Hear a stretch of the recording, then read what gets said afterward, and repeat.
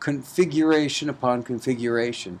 And actually, one of the things that I like to do a lot of times, since you're a singer, simulates that you're singing in a large stadium.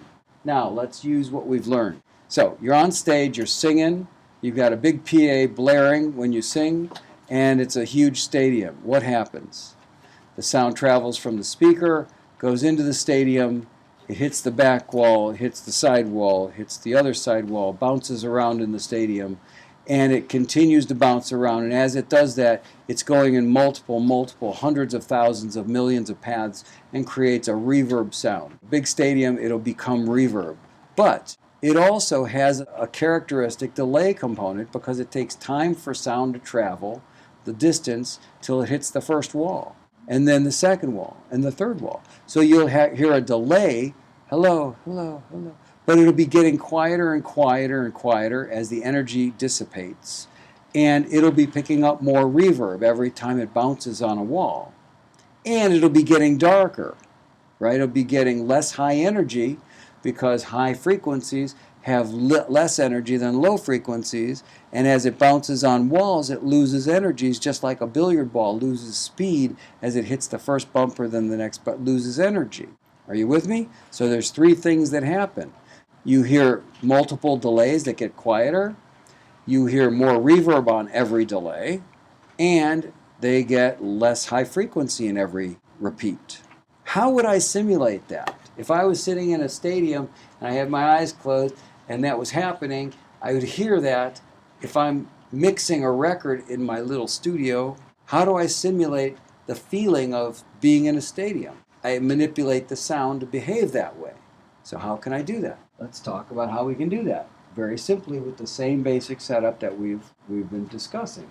Here's your microphone. You send it off, first of all, instead of to a reverb, you send it off to a delay. Because the first thing, remember, there's delays, right? So now this delay, your Send 6 in your Pro Tools or your Logic or whatever you're using, goes to your input that goes to a delay. Let's say we set up the delay at a reasonable medium delay length. And then we have another send here, Send 6, that can go back and feed back into it. So the more we turn it up, the more the delayed signal gets fed back to the delay, and back to the delay, and back to the delay. So therefore we get a feedback, right, or a regeneration, which goes hello, hello, hello, hello. But it's still the same, it's getting quieter and quieter because we're sending less of this signal back every time it comes through. But it's not picking up reverb and it's not getting darker. It's still the same exact repeat, except quieter, but it's repeating. So I've got that part covered. How do I get more reverb on it every time it delays and it regenerates? I can insert in here another reverb. So every time it passes through this input before it gets sent back to itself, it hits a reverb and gets more reverby. So every time it regenerates, it'll get more reverb. And I can insert the last step as an EQ where I roll off the high frequencies. So every time that the delay goes and regenerates and becomes another delay, it gets less high frequencies in it, and it picks up more reverb. And then the next time it comes around, it already has less high frequencies and reverb on it, but it picks up more, and it does more and more, and regenerates more and more, and then all of this gets combined into your stereo mix. And if you do that, you will simulate being in a large stadium with your vocal. Okay, so I'm jumping ahead a little bit to try to keep you interested because this stuff is actually practical. If you know signal flow and how to combine things in certain ways, you can create all sorts of things, and now you know how sound behaves a little bit. You can imagine what would happen in a real circumstance, and so I can recreate it, and you can say this would never happen in a real circumstance where a delayed signal gets brighter and brighter and brighter. So you could do that and create something that never happens in reality to get people's attention. The interesting thing you just brought up is it doesn't have to only be on the microphone. It can be on the snare drum or the bass guitar. You could send it to 6 and it would do the same situation. So this is how you start manipulating sounds, and you can see how complex mixing can get, but this is just the beginning of it. But understanding how to manipulate signals in terms of signal flow, whether it's virtual or real, is really important, and that all hinges on understanding block diagrams. and how you're going to imagine, okay, in your head these blocks, I'm going to go to that reverb and then I'm going to come back here and I'm going to do this and that and the other thing. So you brought up why are auxiliaries important. Very important.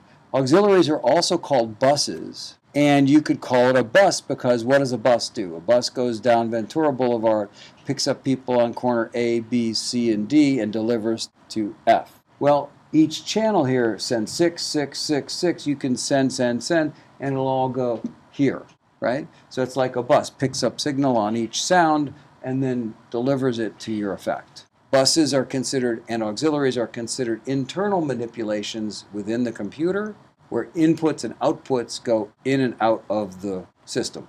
I mean, you can do whatever you want, which is wonderful. Or if you're in a live performance, I wasn't speaking about live sound, right? I was speaking more about recording.